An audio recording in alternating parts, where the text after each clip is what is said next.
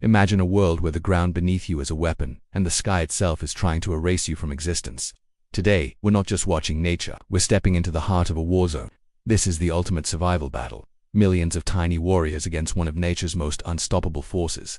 What happens when ants, the masters of the microcosm, face a raging sandstorm?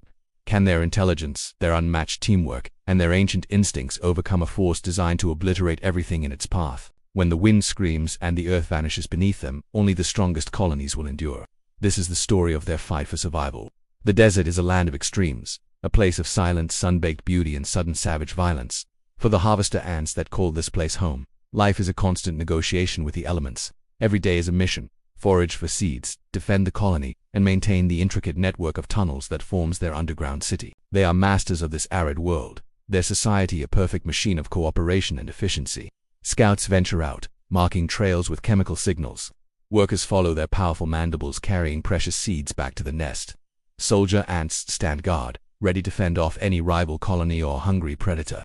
Below the surface, the queen, the heart of the colony, lays thousands of eggs, ensuring the future of her dynasty. For them, this is normalcy, this is control. But the desert has other plans. The first sign is subtle. A shift in the air. The sunlight dims, taking on a strange orange hue. The wind, once a gentle breeze, picks up a new voice, a low, distant hum that vibrates through the sand. The most experienced foragers pause, their antennae twitching, sensing a change that their human-sized counterparts might miss for hours. This isn't just wind. It's a warning. The hum grows into a whisper, then a roar. On the horizon, a colossal wall of dust and sand begins to rise, a churning brown monster that consumes the sky. The sandstorm is coming. For the ants caught out in the open, the world instantly transforms into a nightmare. The air becomes a thick, suffocating blizzard of sand. Visibility drops to zero. A single grain of sand, propelled by winds exceeding 50 miles per hour, becomes a microscopic cannonball. For an ant, it's a deadly projectile. The chemical trails that once guided them home are instantly erased, wiped clean by the scouring wind. They are lost, disoriented, and under constant bombardment. We see a lone forager, laden with a seed, struggling against the gale. The wind rips the seed from its grasp, and then the ant itself is lifted, tossed, and lost in the swirling chaos. It's a brutal, indiscriminate culling. Back at the colony's entrance, panic gives way to instinct. The guards at the nest's opening face a terrifying choice. They must seal the entrance to protect the colony from the suffocating sand. But what about their sisters still trapped outside? In a stunning display of collective sacrifice, the guards work frantically, using pebbles and soil to barricade the entrance. It's a desperate, heart-wrenching act. They are sealing their own family members out to die, to save the thousands more within. The storm rages, and the desert floor is now a sea of shifting, flowing sand. The entrance to the anthill, once a bustling gateway, vanishes without a trace, buried under feet of new dunes. Down below, in the darkness of the nest, the battle is far from over. The vibrations from the storm above are immense. The entire structure of the colony shudders. The ants feel the world shaking around them. The sandstorm isn't just a surface-level threat.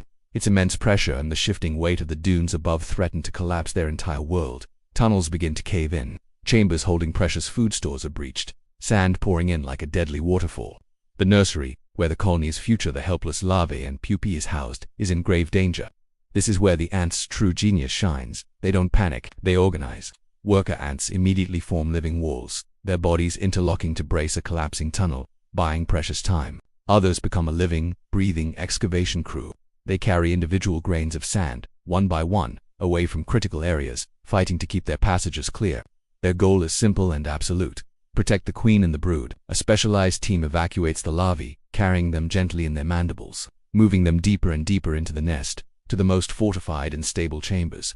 It's a race against time, a silent, disciplined operation happening meters beneath a world of pure chaos. Perhaps the most incredible display of their ingenuity is the formation of rescue chains. When a section of the nest collapses, trapping a group of workers, a rescue effort begins. Ants on the safe side link their bodies together, forming a living chain that extends across the treacherous, unstable breach. The lead ant anchors itself, and others climb over it, extending the chain until it reaches the trapped individuals. They pull their sisters to safety, one by one, their collective strength overcoming the structural failure. This isn't just instinct. It's problem-solving in real time, a testament to their ability to adapt and cooperate under the most extreme pressure imaginable. Above, the storm rages for hours, a relentless assault. It resculpts the entire landscape. Familiar landmarks are gone, buried under new mountains of sand. The desert that the ants knew has been completely erased and redrawn. Then, as slowly as it began, the storm subsides. The wind dies down. the dust begins to settle. An eerie silence falls over the new, alien world. The sun reappears, casting long shadows over the freshly carved dunes. For the ant colony, this is the moment of truth. From beneath a seemingly empty patch of sand, a single antenna breaks the surface. Then another. Slowly, tentatively, a scout emerges. It surveys a world it no longer recognizes. The first task is monumental. Find the surface and re-establish an entrance. Guided by an internal map, and perhaps by the memory of the sun's position, a team of diggers begins to tunnel upwards. It's grueling work. They break through to the open air, creating a new gateway to their buried city. The colony has survived the initial apocalypse, but the real challenge is just beginning. Their food stores have been compromised, contaminated with sand. The foraging grounds they relied on are gone. And worst of all, a huge portion of their workforce, the foragers and scouts who were caught outside, have perished. The colony is weakened, hungry, and vulnerable. Now the survivors must work harder than ever. New scouts are dispatched into the transformed landscape. They must find new food sources, map new territories, and establish new trails, all while avoiding predators who are also re-emerging hungry after the storm. The ants begin the painstaking process of rebuilding. They clear the sand from their tunnels, repair the collapsed chambers, and tend to the young. Every single survivor takes on new roles, adapting to the colony's desperate needs. The collective is wounded, but it is not broken. Their social structure, their ability to communicate and reorganize, is their greatest asset. It's this profound sense of unity, this shared purpose, that allows them to face a disaster that would wipe out any solitary creature. They are more than just a collection of individuals. They are a single superorganism, and its heart is still beating. In the days and weeks that follow, the desert bears witness to their resilience. We see them, tiny specks of determination against a vast, indifferent landscape, slowly but surely rebuilding their empire. They are a reminder that in nature, size is not the only measure of strength. Power can be found in numbers, in intelligence, and in the unbreakable bonds of teamwork. The Sandstorm was a force of almost unimaginable power, a brutal test designed by nature itself. But in this deadly arena, the ants prove that even the smallest warriors can endure, can rebuild, and can triumph. They faced the apocalypse and survived. Thank you for joining us on this incredible journey into the heart of the storm. Let us know in the comments what other epic nature showdowns you'd like to see. Until next time, keep exploring.